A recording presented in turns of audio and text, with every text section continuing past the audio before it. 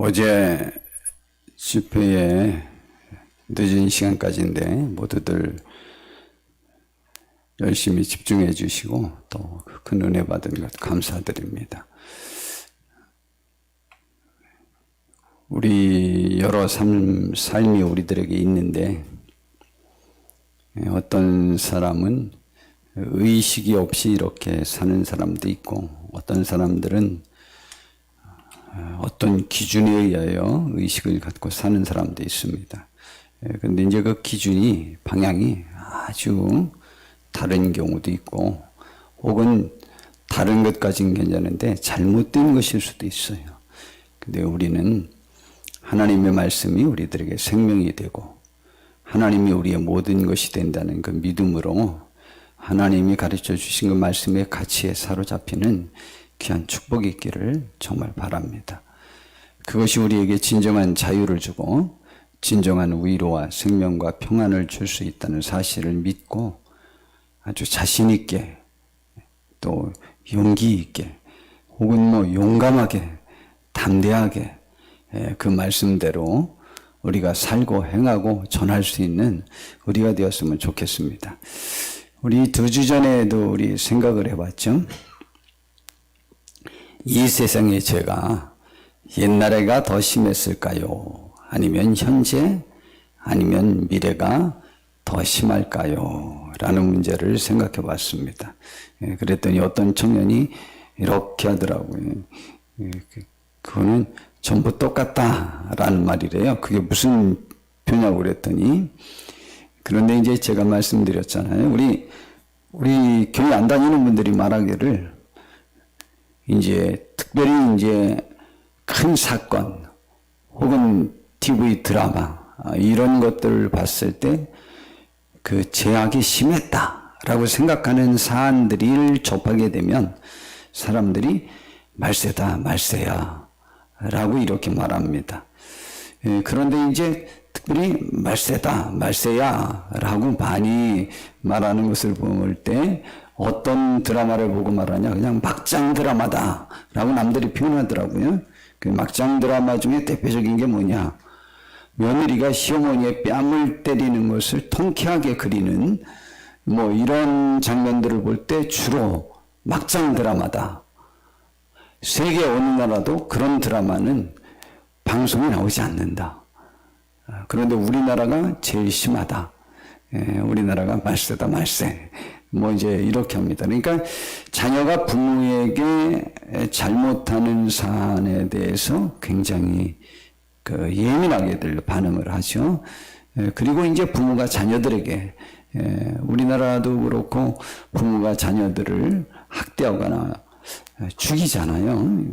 근데 이제 제가 자주 말씀드리지만 그런 집들의 가정을 대부분 추적해 보면 20세 전후의 아이들을 낳은 집안의 아이들이에요. 그리고 정상적이지 않은 경우가 이제 많아서 저 충격을 받은 것은 한강에서 세 자녀를 한강에 던져 죽이고 본인도 죽었잖아요. 근데 그 집도 역시 그러한 현상이었습니다. 그리고 이제 너무 심한 범죄가 있었을 때 말세다 말세 그렇게 말합니다. 그러니까 이 세상 사람들이 생각하는 죄의 정도는 분명히 세상 끝날이 더 좀 심할 것이다. 혹은 죄악이 많아지면 세상 끝날이 가까웠다. 이렇게 생각하는 거 보니까 그냥 사람들은 앞으로 세상 끝날이 가까우면 사람들이 막 살 거다. 라는 생각을 갖고 있는 거죠. 이제 그때의 특질은 사람들이 자기중심적인 삶을 살게 되는 거죠. 나 자신의 의지, 생각, 주관, 삶, 그것을 남이 건드리지 못하게 하고 그것이 쾌락이었든 어떤 민족의 국가의 정상적인 목표였든 그것에 대하여 남이 나에게 관여할 수 없다라는 잘못된 인식을 갖게 되는 경우가 많게 되죠. 자, 그러니 분명한 건 성경에도 보니까 가장 순수한 하나님을 닮았던 아담과 하와도 범죄를 했어요. 그런데 가장 가장 순수한 부부에게서 태어난 가인이 자기 동생 아벨을 죽입니다. 참 비참한 일이죠.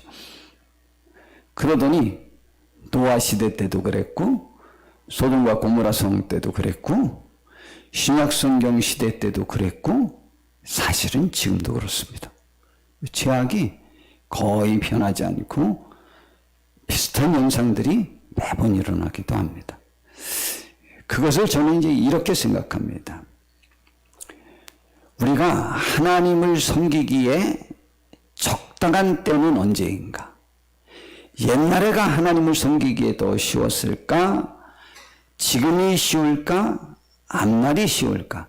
이걸 또 이제 반대로 말하면 옛날이 어려웠을까? 예수님 시대가 어려웠을까? 현재가 어려웠을까? 또 나중에 더 어려워질까? 라고 하는 것이죠. 그러나 성경적 결론은 미래가 더 어렵습니다. 미래가 점점 핍박이 더 심해지고 기독교에 대한 핍박이 점점 더 심해질 것입니다. 자유? 아니요. 기독교 핍박은 지금 순교자가 더 많아지고 있는데 점점 더 많아지고 있으니까 이 땅은 자유가 실현되는 땅이 아닙니다. 자기 주관, 자기를 실현시키고자 하는 하나님을 떠난 것인데 이제 그렇게 되게 되죠. 자, 그렇기 때문에 지금 신앙생활을 그것을 역으로 또 생각하면 현재가 신앙생활하기에 가장 좋은 여건의 때입니다. 저는 그렇게 확신합니다. 그걸 또 다른 측면으로 또 적용해 보면 지금 우리가 이 세상에서 무엇을 할 수 있는 시기로 지금 이 순간보다 더 적당한 때는 없습니다. 예를 들자면 건강으로 친다면 특별히 우리가 중병에 걸려 있는 상태가 아니라면 대부분은 현재의 상태보다는 시간이 지날수록 우리들의 건강은 더 망가집니다. 이것만은 분명합니다. 그러니까 실제로 죄일을 하기에도 가장 적당한 시간, 가장 건강한 시간은 지금입니다. 지금을 놓치면 점점 그 기회를 더 늦춰져 가는 것이죠. 그러므로 지금이 바로 하나님의 은혜를 받을 때요, 하나님께 돌아와야 될 때요, 또한 은혜의 날입니다. 또한 성경은 말하기를 죄가 심한 곳에 은혜도 더한다 그랬어요. 그러니까 죄가 많다고 해서 전체가 하나님을 떠났다고 해서 모두 생각하는 것이 악한 세대에 한다고 할지라도 그것과 하나님을 섬기는 데에 대해서 실제적인 방해 요인이라고 하나님은 보고 있지 않습니다. 근데 실제로 우리가 박해나 그런 제약이 우리를 신앙에서도 떠나게 하는 것보다는요, 우리의 개인적인 삶의 염려, 물질에 대한 욕심, 향락, 그것이 우리들의 신앙을 방해해서 신앙생활을 못하는 것이지 실제는 핍박이나 다른 문제는 아닌 것이죠. 그거는 한참 우리들에게 별로 영향력이 없습니다. 그것보다는 실제는 우리 자신들이 세상 삶의 염려에 사로잡혀 있어요. 그리고 물질에 대한 유혹과 쾌락, 일락, 향락, 이렇게 표현할 수 있죠. 그런 것들이 우리 신앙생활을 방해하는 것이지 실제로 그렇지 않습니다. 그러니까 우리 오늘 한번 다짐해 봅시다. 이 시대는요, 굉장히 특별히 한국적 상황은 세계에서 독특한 상황을 지니고 있어요. 세계의 1위의 독특한, 아니면 상위 1, 2, 3 안에 드는 독특한 분위기가 있어요. 세계에서 무신론자가 제일 많습니다. 우리나라가. 신을 부정해요. 그리고 지역과 좌우 구도가 우리나라가 너무 심합니다. 그리고 젠더라고 그러나요? 뭐 여성, 남성 혹은 성, 그러한 그 갈등이 우리나라가 제일 심합니다. 이게 지금 좁혀지지가 않아요. 그리고 신구 세대의 갈등도 우리나라가 정말 심합니다. 그래서 세계에서 최고의 격동, 아주 경랑 속에 빠져 있는 나라가 우리나라예요. 그러면서 세계의 유구의 강대국이 되었어요. 많은 전문가들이 생각할 때 이후로 일본이 우리나라를 앞으로는 추월하지 못할 것이라고 생각해요. 그러나 그것도 뭐 꼭 그렇게 예측대로 되어지지 않더라고요. 일본이 그 경제력이 세계를 완전히 지배할 줄 알았는데 뭐 20년, 30년 내로도 그건 변동이 없을 것이라고 했는데 이렇게 갑자기 변할 줄 어떻게 알았습니까? 그러니까 그거는 모를 일이고 좌우지간 현재 우리나라가 그러한 상태입니다. 지금 우리가 예수 이름을, 우리의 신앙을 밖에 나가서 다른 사람들에게 이야기하면 자칫 잘못하면 놀림거리가 되기도 합니다. 특별히 젊은 세대에는요, 지금 우리 젊은 세대는 우리나라가 기독교인이 16%, 17% 된다고 그러는데 청년 학생층에는 5%예요. 이거 지금 보통 심각한 문제가 아닙니다. 자, 그러한 세대에서 우리가 어떻게 하면 하나님께 영광 돌릴 수 있을까라고 하는 것이죠.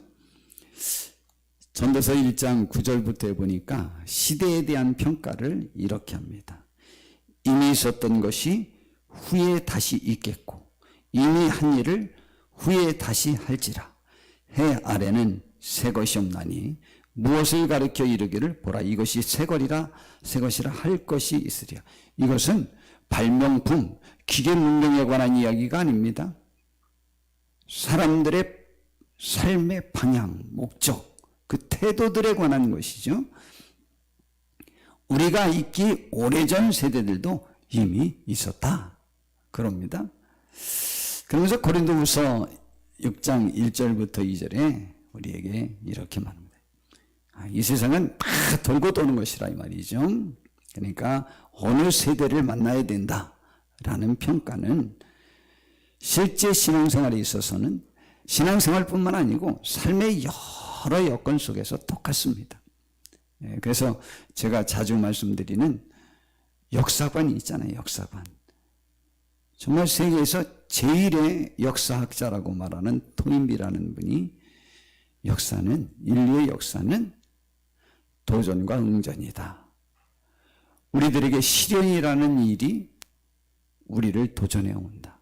그 시련에, 그 도전에 굴복하는 사람도 있는가 하면 응전 잘 응해서 극복을 해서 오히려 시련을 만나 더 잘 가는 사람도 있고 시련 때문에 쓰러지는 것인데 역사는 전체가 그거다라고 말합니다. 저는 좀 그 역사관에 저는 동의합니다. 저의 역사는 어떤 수레바퀴 속에서 사느냐? 정의로운 사람, 착한 사람, 의로운 사람을 정의롭지 못하고 정직하지 못하고 착하지 못한 사람들이 핍박하는 역사다. 그래서 가인이 지보다 더 선한, 자기보다 더 믿음이 좋은, 하나님께 인정받은 아벨을 질투해서 죽였잖아요. 그 역사가 가정에서 남매지간에는, 형제지간에는 없습니까? 부부지간에는 없습니까? 직장 가보십시오. 그 암투 얼마나 많습니까? 사장님 1명에 2명 직원이 있어도 둘이 사장님 앞에 자기가 잘 보이려고 얼마나 극한 암투와 술수를 수만 명, 수십만 명이 있는 직원들이 있는 직장에서도 똑같고 학교에서도 똑같고 군대 내에서도 똑같고 이웃과의 관계에서도 경쟁이 있고 친구들의 관계에서도 경쟁이 있고 그런 일이 매번 벌어집니다. 그렇기 때문에 하나님은 바울 사도 세계 선교를 교회를 제일 많이 개척하고 제일 많이 전도를 해봤던 그분의 입을 통해서 말하게 하죠. 우리가 하나님과 함께 일하는 자로서 너희를 권하는데 지금이 하나님의 은혜를 헛되이 받지 말아야 될 때다. 내가 은혜 베풀 때에 너희에게 듣고 구원의 날에 너를 도왔다 하였는데 성경에 구약 성경에 그렇게 나와 있다. 그런데 그때가 그때도 그때였느냐? 그런데 보라! 바울 사도가 지금 이 세상에서 하나님 때문에 가장 핍박받은 대표자요. 하나님이 바울 사도를 선택할 때 두 가지 그를 이 세상의 표본으로 보이려고 했던 것이라고 그랬거든요. 이방인의 사도로 내가 그를 불렀고 나를 위하여 사람이 얼마나 핍박받을 수 있는지에 관해서 그를 통해서 보이려고 내가 선택했다고 하나님이 주님이 그러셨거든요. 그러니까 바울 사도는 핍박의 대명사예요. 핍박받은 사람의 대명사예요.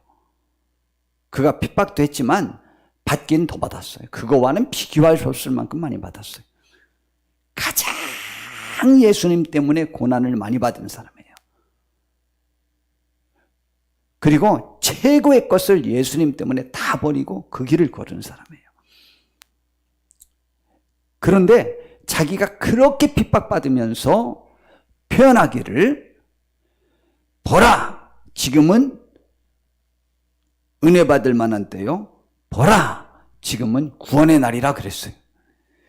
지금이 주의 말씀을 전하기 힘들고 주의 말씀대로 살아서 하나님께 영광 돌리기에 이 시대는 참으로 어려운 시대다. 맞습니다. 그런데 그렇지 않은 세대가 하나도 없었습니다.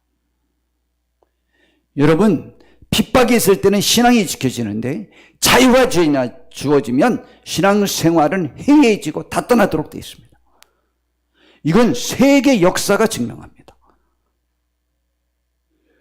교회가 잃었을 때는 교회에 대한 그런 핍박이나 방해가 하나도 없고 사회가 평안했을 때 교회는 무너졌어요. 이건 역사를 통해서 매번 같은 일이 전개되었습니다. 그러니까 지금 사실은 교회에 대한 인식이 교회의 책임도 있지만 이념 때문에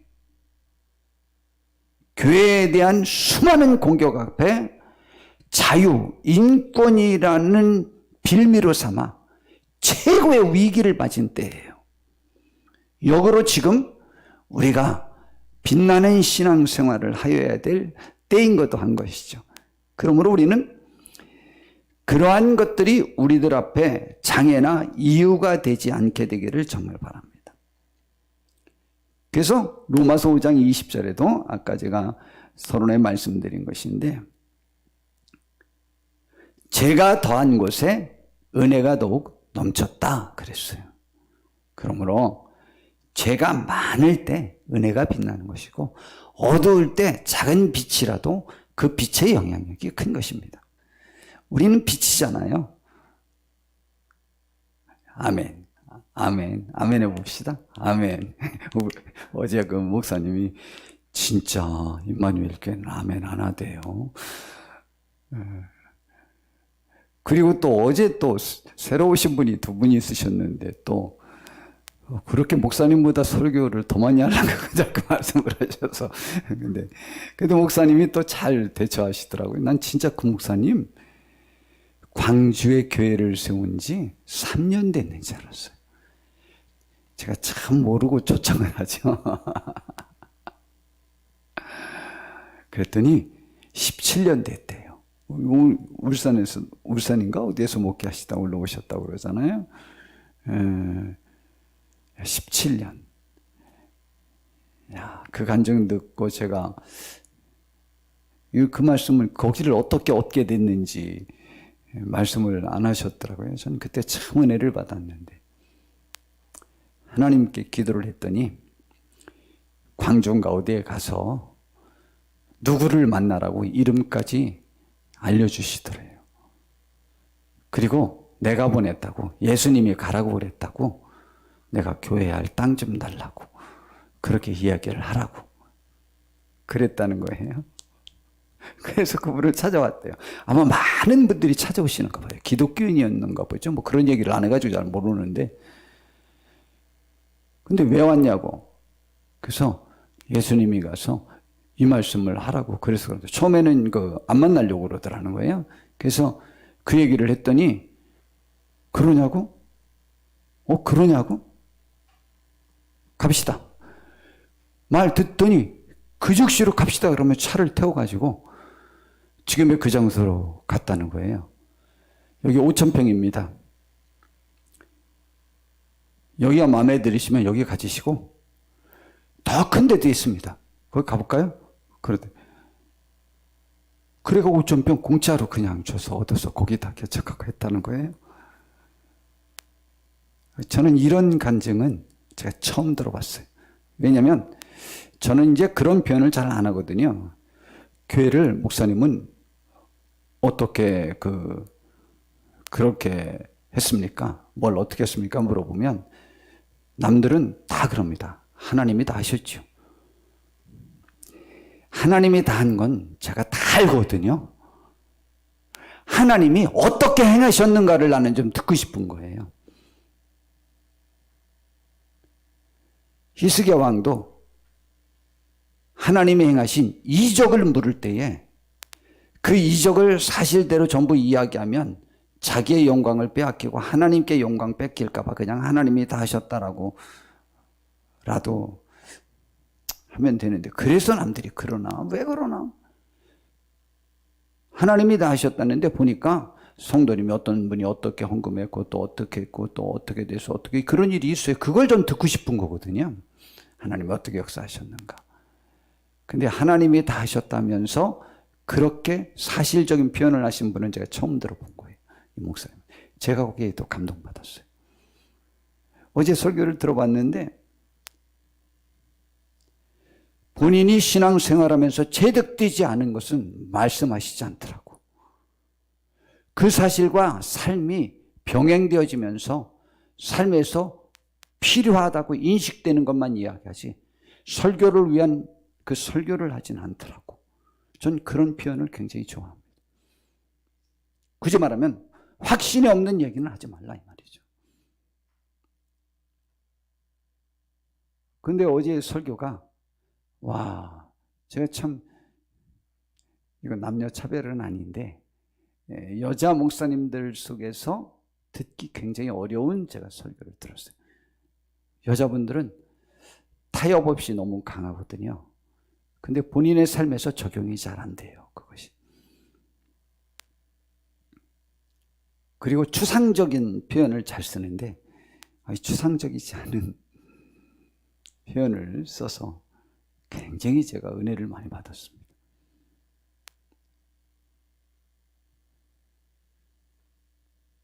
우리 지금이 바로 은혜 받을 만한 때예요. 우리가 하나님께 영광 돌릴 가장 좋은 시기를 만났어요. 이 세상이 다 하나님을 떠날지라도 누군가는 하나님 편에 서서 그 시대를 하나님께로 되돌려 보려고 가로막고 지도적 역량을 발휘하려고 다짐하는 사람들이 필요합니다. 그것은 이론으로 하는 것도 아니에요. 우리는 삶 속에서 우리의 방향이 하나님께 있음을 보이고 하나님께 있는 우리가 세상에 휩쓰이지 않는 모습을 보이면 우리를 통해서 세상은 갈 길을 제시받을 수 있는 빛이 우리가 될 수 있는 거고 우리 때문에 삶의 맛이 나는 소금이 되는 거예요. 우리는 그러한 복된 삶을 사는 귀한 분들 되길 바랍니다. 이 시대에 기독교를 조롱하는 것을 그들의 이념에서 배웠고, 교회를 부정하는 것을, 신을 부정하는 것을, 교회를 없애버려야 되는 것을 그들을 수없이 주입식으로 배웠습니다. 막 외워가면서 스파르타식으로 배웠습니다. 수많은 책들을 읽어가면서 써내고 주입받고 교육받고 그렇게 됐습니다. 그들이 사회에 침투해서 사회를 좀 장악하고 있어요. 그런데 교회도 속수무책이에요. 신앙이냐 그 이념이냐, 절대 그 이념을 건드리면 신앙 버릴 각오를 하고 있어요. 거기에는 생명 바치지만 신앙을 위해서는 생명 바칠 의향이 없어요. 교회도 그래요. 제가 보기에. 그것이 아쉬운 거예요. 그런데 우리는 좀 더 다른 확신을 갖고 이 세상에서 담대히 행했으면 좋겠습니다. 지금이 그럴 가장 좋은 적기인 것 같습니다. 그래서 우리는 그 신앙생활을 하기 위해서는 무엇이 필요하냐라고 할 때, 하늘에 올라가서 하나님의 계시를 누가 좀 받아왔으면 좋겠고, 지옥에라도 가서 그 확실한 증거를 갖고 오면 우리가 믿겠다라고 말하는 사람들이 있다는 거예요. 믿음은 그런 게 아니라는 거예요. 말씀이 내게 가까워 내 입에 있으며 내 마음에 있다 그랬어요. 이것에 대한 확증은 우리가 전하는 성경에 기록된 말씀입니다. 그것을 받으면 되지, 특별한 이적과 기적이 있어서 우리들에게 천국을 증명하고 하나님을 증명해야 될 필요성은 없다.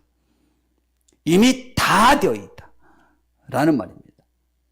그래서 내가 만일 내 입으로 예수를 주로 시인하며 또 하나님께서 그를 죽은 자 가운데서 살리신 것을 내 마음에 믿으면 되는 것이지, 어떤 계시를 보고 뭐 그러는 거 아니라는 거죠. 그러면 구원받으리라. 그래서 사람이 마음으로 믿어 의에 이르고 입으로 시인하여 구원에 이른다는 것이죠. 그렇기 때문에 믿지 아니하는 사람을 어떻게 부르겠느냐, 듣지도 못한 일을 어떻게 믿겠느냐. 근데 전파하는 사람이 없는데 어떻게 듣겠느냐, 보내심을 받지 아니하였으면 어떻게 전파하겠느냐. 그래서 아름답도다, 좋은 소식을 전하는 자들의 발휘함과 같다. 굳이 말하면 하나님의 말씀을 전하는 데 쓰임받는 모든 행위가 이 세상에서 가장 아름다운 행위라는 것이죠. 우리도 하나님의 말씀을 전하는 삶을 사시길 바랍니다. 그것은 말로, 행함으로 보이셔야 돼요. 말로만 해서는 안 됩니다. 말로 전하는, 그럼 어떤 사람이 삶이 더 중요하지 않냐? 글쎄, 삶이 더 중요하다고 생각하는 분은 자기 의에 사로잡힌 경우도 많죠. 내가 이렇게 착하고 훌륭한 사람인 것, 좋은 가치죠. 그렇게 살아야 됩니다. 하나님과 무슨 상관이 있어요? 하나님을 전할, 하나님의 나라를 전할, 구원의 복음을 전할 의향이 없는데 하나님의 나라와는 무관한 거죠. 그런 사람은요, 이 세상에서 제일 훌륭한 사람은 부처님이에요. 어쩌면 예수님보다 더 착해요. 착하다? 예수님이 더 착하지, 착한 건. 구원을 위해서 자신이 죽기까지 했으니까. 부처님이 더 온유한 것 같아요. 보기에는. 훌륭한 분이에요. 흠이 없는 분이에요. 어려운 사람들을 불쌍히 여겼던 분이에요. 인류를 불쌍히 여긴 분이에요. 구원과는 상관이 없습니다. 여러분, 하나님의 백성은 하나님의 나라예요. 여러분, 각 나라에 훌륭한 장군들 굉장히 많습니다. 그러나 그 나라에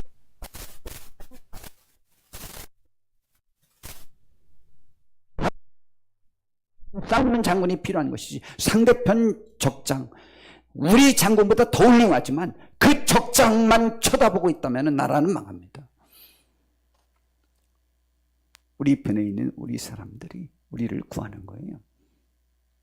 우리는 지금 누구 때문에 의롭냐? 그걸 생각하셔야 돼요. 누구 때문에 내가 선하게 살아야 되느냐? 나 때문이기도 하지만 나 때문인 근본 원인은 하나님의 영광을 위하여. 그것이 우리를 이끄는 원동력이 되어야 하는 거예요. 예수님 시대의 죄악도요, 지금 굉장히 심했다고 그랬죠. 그래서 예수님이 그 시대를 뭐라고 정의했느냐면, 오늘 본문에 보니까 누구든지 이 음란하고 죄 많은 세대에서, 저 말 표현해 보니까 그 세대의 특질이 음란하고 죄 많은 세대라고 이렇게 표현할 수 있을 것 같아요. 그러나 이 표현은 지금도 똑같고 앞으로도 또 똑같이 하게 될 거예요. 우리 노아 시대도 살펴봤는데 그때는 꼭 더 심한 것 같아 보이잖아요. 이게 심했죠. 심해서 말세죠. 모두 인류를 죽이고 한 가정만 살렸잖아요. 그러니까 그게 차면 말세예요. 근데 그런 것이 또 올 거예요. 예수님 시대를 예수님이 음란하고 죄 많은 세대라고 말했어요. 음란은 두 가지예요. 하나는 자기 욕정적, 정욕적, 성적도 음란이라고 표현할 수도 있고, 그러나 이 음란은 하나님을 떠나는 것을 성경은 그렇게 간음, 음란 이런 것으로 비유해서 표현을 했으니까 하나님을 떠나는 그 음란을 말해요. 그리고 죄가 많은 세대예요. 거기에서 하나님께 영광 돌리려면 어떻게 해야 되는지 알아요? 마가복음 8장 31절에 봤더니 예수님이 여지껏 자신의 미래가 어떻게 될지에 관하여 그 제자들에게 말씀 안 하시다가 이제 처음으로 말씀하신 거예요. 사실 내가 많은 고난을 받다가 장로들과 대제사장들과 서기관들에게 버림받아 죽임을 당하고 사흘 만에 살아날 것이다. 마태복음 17장에 그러죠. 그랬더니 제자들이 이 말을 딱 듣는 순간 너무 충격을 받았어요. 예수님은 메시아인데,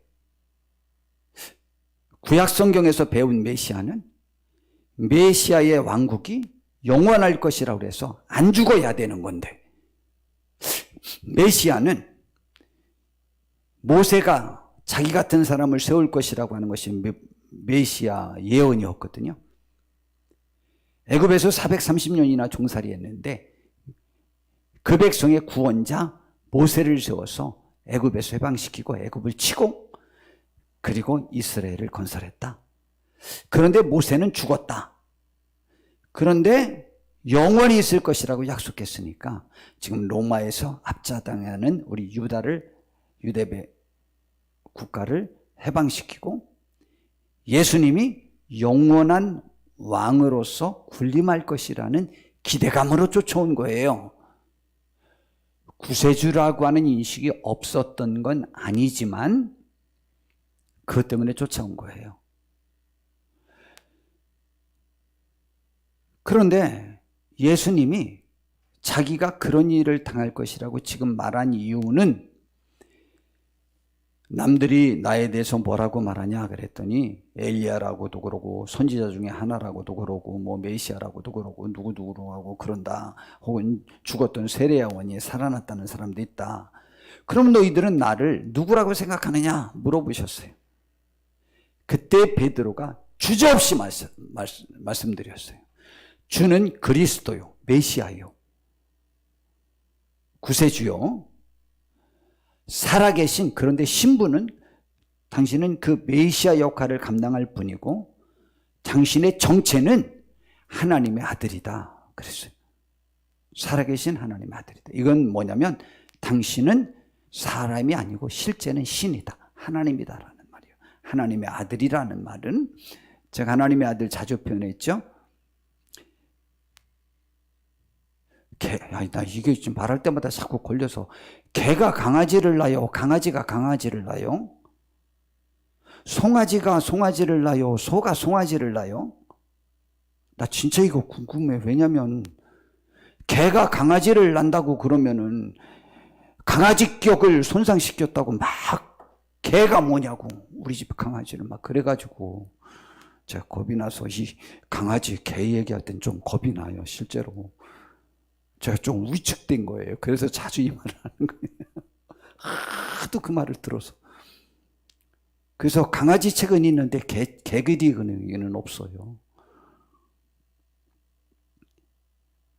자, 그런데 여하튼 개가 새끼를 낳으면 강아지를 낳아요. 소가 새끼를 낳으면 송아지를 낳아요. 원숭이가 새끼를 낳으면 원숭이 새끼를 낳고 사람이 아기를 낳으면 아기를 낳아요. 사람을 낳아요. 신이 아들을 낳으면 사람을 낳을까요? 원숭이를 낳을까요? 강아지를 낳을까요? 신의 아들은 신이라는 얘기예요. 하나님의 아들이라는 얘기는. 당신의 정체는 실제는 하나님입니다 라는 고백이요. 이거는 신앙 고백을 완벽하게 한 거예요. 가장 완벽하게 한 거예요. 그러자 베드로에 대한 칭찬을 했죠. 너는 이제 시몬이 아니고 베드로다. 반석이라는 뜻이다. 이 반석 위에, 이 고백 위에, 이 예수님을 믿는 그 신앙 위에 교회를 세우고 음부, 지옥의 사탄의 권세가 이 교회를 이기지 못할 것이다 라고 하면서 베드로를 최고로 칭찬해 줬죠. 베드로의 기분이 태어나서 최고 좋았어요. 그런데 그 말씀을 하시고 이제 제자들이 자신에 대해서 정상적으로 이해하고 있다라는 믿음을 바탕으로 해서 본인이 어떻게 될지를 말씀하셨어요. 그랬더니 베드로가 예수님을 붙잡고 사랑하는 마음으로 한 거예요.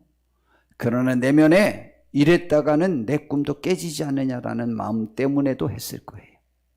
주님 안 됩니다. 절대 죽으셔서는 안 됩니다. 그랬어요. 주님이 뭐라고 그러셨는지 알아요? 예수께서 돌이키사 제자들을 보셨는데 특별히 그 말을 한 베드로를 또 지목해서 사탄아 내 뒤로 물러가라. 제자들 전체에 대한 표현이에요. 너희들이 내가 죽는 것을 방해하고 또 내가 죽어서 내가 메시아가 아니고 내가 죽어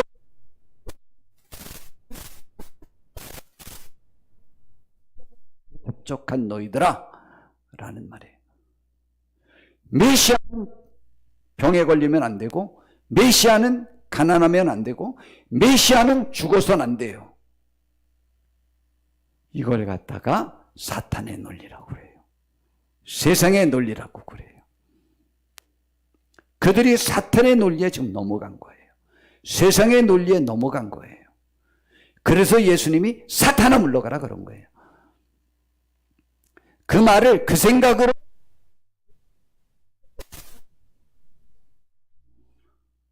하나님의 뜻에 순종하는 그 본질의 길을 걷는 것을 방해하는 것은 사탄이에요.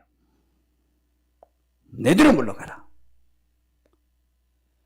내가 하나님의 일을 생각하지 아니하고 도리어 사람의 일을 생각하는구나. 우리가요, 우리의 삶 속에서 정말 너무 많은 경우 잘됨과 안됨의 그 사이 속에서 잘 되는 것이 하나님의 뜻인 양, 왜냐하면 내가 그걸 바라니까. 그래야 신앙의 열매인 양, 내가 건강해야 신앙의 열매인 양, 내가 부자가 돼야, 내 자녀가 잘 돼야, 내가 잘 돼야 하나님이 영광 얻을 것인 양 빙자하여 내가 잘 되고 싶은 거죠. 사탄아 물러가라. 그런데 거기에 사로잡히면 예수님이 십자가에 못 박혀 죽으면 예수님이 실패자가 되기 때문에 예수님을 떠나야 해요. 그래서 예수님이 사람의 일을 생각하는구나. 너희들 하나님을 생각해서 날 쫓아온 거 아니냐. 그리고 무리와 제자들을 불러 이르시되 누구든지 나를 따라오려거든 자기를 부인하고 자기의 성공을 부인하고 자기 십자가를 지고 나 때문에 당하는 어려움을 감수하고 나를 따를 것이니라. 누구든지 자기 목숨을 구원하고자 하면 잃을 것이고 누구든지 나와 복음을 위하여 자기 목숨을 잃으면 구원하리라. 사람이 만일 온 천하를 얻고도 자기 목숨을 잃으면 무엇이 유익하겠느냐 그랬어요. 사람이 무엇을 주고 자기 목숨과 바꾸겠느냐. 그러면서 이런 말을 하신 거예요. 누구든지 이 음란하고 죄 많은 세대에서 나와 실패자와 같은 모습처럼 십자가에 못 박혀서 죽는 것과 내가 이 길을 걷느냐고 가난해진 것과 내가 이 길을 걷느냐고 병에 걸린 것과 내가 이 길을 걷느냐고 핍박을 받은 것과 결국에는 하나님의 아들이 무릎으로 십자가에 못 박혀 죽는 것이 부끄럽거들랑 그게 실패라고 생각하거든 안 된다는 거죠. 나와 나의 이 삶을 부끄러워하고 내가 가르치는 말을 그래서 부끄러워하면 성공적인 삶의 가치, 하나님이 보시는 성공과 사람이 보는 성공이 다른데 그들은 죽지 않고 로마를 물리쳐야 하고 그리고 왕이 되어야 하고 자기들이 높은 자리에서 예수님과 함께 거들먹거리면서 살 수 있어야 되는 것이 그들의 목표였다면 아니라고 알려주시는 거예요. 그래서 나와 내 말을 부끄러워하면 나도 인자도 아버지의 영광으로 거룩한 천사들과 함께 올 때에 천국이 도래되었을 때에 그들을 내가 부끄러워하리라. 나의 사람이라고 내가 말하지 않으리라 라는 것입니다. 주님이 우리를 환영할 수 있는 복된 삶을 살 때 우리는 음란하고 죄 많은 이 악한 세대에서 하나님께 영광 돌리는 데 성공적인 삶을 살 수 있습니다. 우리가 그러한 복된 분들이 다 되시기를 바랍니다. 쉽지는 않습니다. 내 자녀 앞에서, 내 배우자 앞에서, 내 가정 앞에서, 내 삶 앞에서 쉽지는 않지만 실제 하나님의 사람은 이렇게 살지 않기가 더 힘듭니다. 제가 장담하고 하나님의 말씀이 우리들 속에서 역사되어질 때에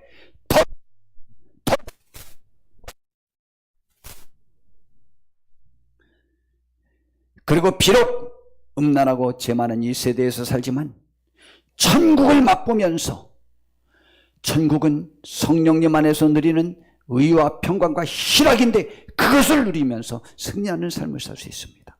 찬양하면서 살 수 있습니다. 자랑하면서 살 수 있습니다. 확신에 차서 살 수 있습니다. 자유를 누리면서 살 수 있습니다. 남을 가르칠 의